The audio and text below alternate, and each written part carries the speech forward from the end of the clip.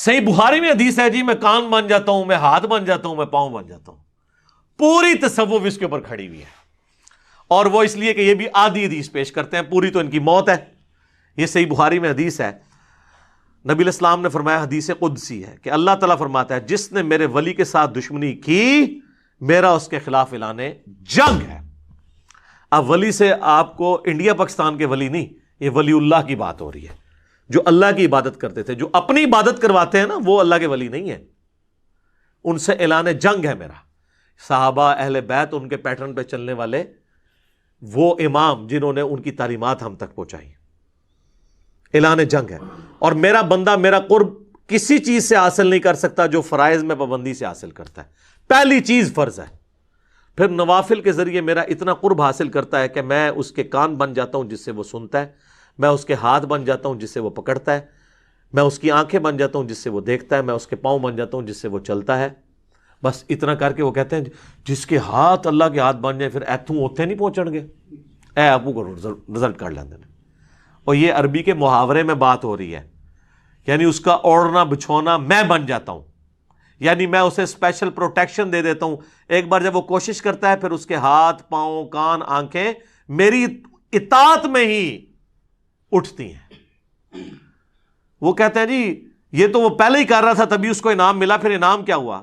پہلے تو اس نے کوشش کی نا، انعام اس کو یہ ملا کہ اللہ اسے استقامت دیتا ہے، جو قرآن میں بھی آیا قل ان صلاتی و نسکی و محیای و مماتی للہ رب العالمین.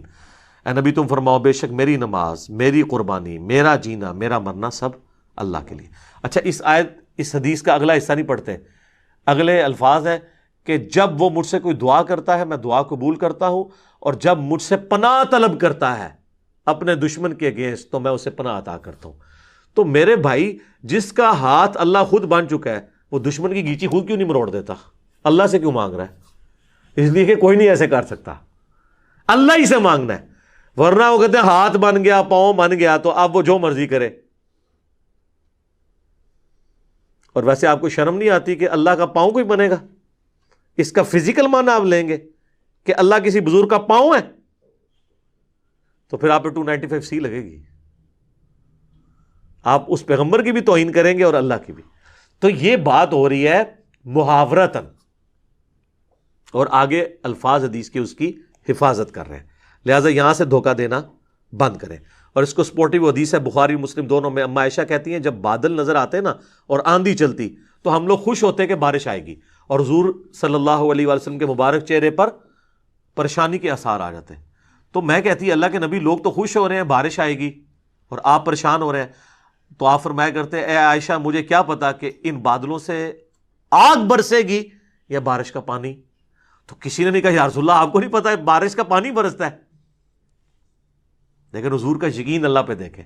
پھر آپ نے سورہ الاحقاف کی وہ آیت تلاوت کی کہ قوم عاد پہ عذاب اسی طریقے سے آیا تھا کہ سخت گرمی کے بعد ایک بادل نمودار ہوا اور وہ ساری قوم اس کے نیچے آ گئی اور کہا کہ ابھی بارش برسے گی، اس میں سے آگ نکلی، سب ہلاک ہوئے. حضور نے سورہ احقاف کی آیت پڑھ کے کہا کہ مجھے بتاؤ عائشہ مجھے کیا پتا کہ اس بادل میں سے عذاب آنے والا ہے یا اللہ کی رحمت. اور پھر حضور علیہ السلام یہ دعا کیا کرتے اے اللہ اسے ہمارے لیے رحمت بنا دے جو بادل آئے ہیں. اگر حضور علیہ السلام اپنے بارے میں کہہ رہے ہیں کہ مجھے نہیں پتا کہ اس میں سے کیا ہونا ہے، تو آپ بابوں کے بارے میں کیا کہہ سکتے ہیں؟ وہ اشارہ کر کے یہ کر دیں گے تو وہ کر دیں گے. حضور علیہ السلام کا ذرا یقین دیکھیں کہ فیصلے اللہ نے کرنا ہے. تو میرا خیال ہے یہ کافی ہے. ہاتھ بن جاتا ہوں پاؤں بن جاتا ہوں، اس کی اگر پریکٹیکل مثال ہوتی تو نبی علیہ السلام کی مبارک ذات ہوتی. البتہ اس میں جہاں معجزات ہیں وہ ہم مانتے ہیں، جو بخاری مسلم میں آپ نے دعا کی بارش نازل ہو گئی، پھر اگلے خطبے میں وہی بندہ کھڑا ہوا پورے ہفتے تک بارش ہوتی رہی، اس نے کہا یا رسول اللہ ہمارے تو گھاٹ ٹپک رہے ہیں، تو آپ نے مبارک انگلی سے اشارہ کیا، اللہ تعالیٰ نے آپ کی دعا قبول کی، وہ معاملہ الگ ہے. یہ تو رپورٹ ہوئی ہیں چیزیں.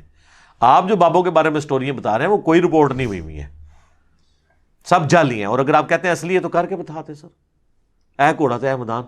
ایک نگاہ مار کے یوٹیوب سے نبی علیہ السلام سے متعلق گستاخانہ ویڈیو ڈیلیٹ کرا دیں. تہاڈی بزرگی کس دہڑے کام آونی ہے؟ کس دن کام آئے گی آپ کی بزرگی؟ آئے نا. ہمیں تو آپ کہتے ہیں امت مر جائے اگر حضور کے گستاخانہ کھا کے مان رہے ہیں. امت تو بعد مرے، پہلے وہ بابے کیوں نہیں مر جاندے جنہوں کی ڈیوٹیاں نے؟ ان کے پاس تو اختیار بھی ہے اور وہ امتی نہیں ہے. انہیں اپنے نبی کا درد نہیں ہے، ان کو تو ہم سے زیادہ ہونا چاہیے نا. تو آپ یہ بھی کہا کریں وہ سارے بابے بھی مر جان جنہاں کو اختیار ہے نگاہ مار کے ڈیلیٹ کرنے دا، وہ نہیں کروا رہے. علمی طور تے تو ویسے مر گئے نے ہوں، تو دوسرے طریقے نال بھی مارنا ہے، جو اس طریقے نال مارو، ساڑی جان چھڈو.